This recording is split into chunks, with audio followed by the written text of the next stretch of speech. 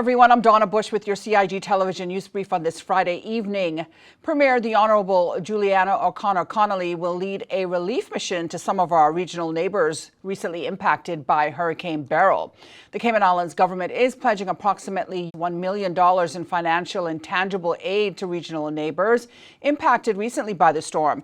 Now, Premier O'Connor Connolly, along with a delegation of members of Parliament, personnel from Hazard Management Cayman Islands and other government officials, will deliver much-needed supplies to Grenada and St. Vincent and the Grenadines next week.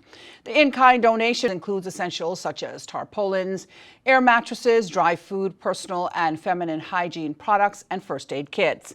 The delegation and supplies will travel via the national flag carrier Cayman Airways on a special charter flight returning the same day. I am pleased to announce that the Cayman Islands government have approved approximately $1 million Cayman Islands dollars in both financial and tangible aid to our regional neighbours who have been impacted by Hurricane Beryl. As the people in the hurricane belt ourselves, we know very well the long journey ahead for these our neighbouring countries to rebuild and recover from a major hurricane. By extending kindness to our neighbours, not only are we doing the right thing, but we are also paying forward should we ever find ourselves faced with similar circumstances.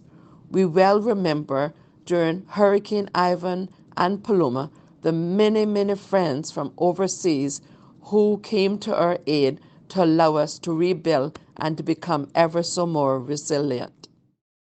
Now, the Cayman Islands joins a number of other countries that have rallied together to support the Caribbean nations that have been stricken by Hurricane Beryl. Well, since the start of June, the Civil Service has welcomed 92 students as summer interns, with more set to join throughout the summer. By the end of summer, the CIG will have provided more than 100 students with practical work experience and the opportunity to engage with future hiring managers, showcasing the CIG's commitment to nurturing the next generation of civil servants. At the end of June, the interns gathered to hear inspiring stories and invaluable insights from various heads of departments within the civil service. The event provided a remarkable opportunity for interns to learn about the diverse career opportunities available within the civil service entities. Chief Officer of the Portfolio of the Civil Service, Mrs. Gloria McPhail-Nixon, and Janae Rambaran, the CIG's current Employee of the Year, shared their own inspiring civil service journey. Now, the interns representing diverse fields of study, including graphic design, law, architecture, business management, human resources, tourism and hospitality, geography, and accounting, were inspired by the speaker's story and advice. Now, this year's recruitment is aligned with the Civil Service strategic goal to pursue excellence in talent development, and it has been a tremendous success. The National Roads Authority is letting the public know of scheduled roadworks that is happening in the Crewe Road area and what it all means. The Crewe Road 6-lane widening project is a multi-phase road development initiative aimed at increasing lane capacity on the primary arterials and at the intersection supporting these arterials. The project started back in 2019 with upgrades to 3 lanes at the Grand Harbour Roundabout, Red Bay Roundabout, and Chrissy Tomlinson Roundabout.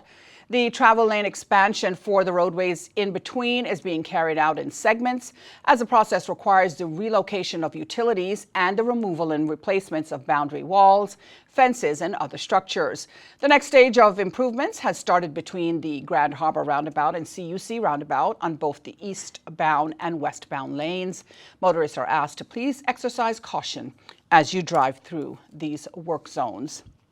Now for a look at this Friday night weather forecast throughout Sunday.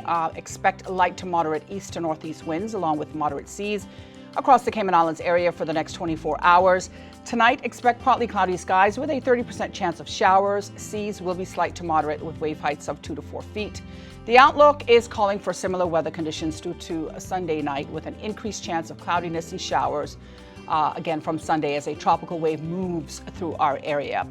We remind you to check out the Cayman Islands National Weather Service's website and Facebook page for a look at your local weather conditions. Before we go, if you happen to be watching us on YouTube, we ask you to take a moment to like, share, and subscribe to our channel for the most accurate government news. I'm Donna Bush. Have a safe and wonderful weekend.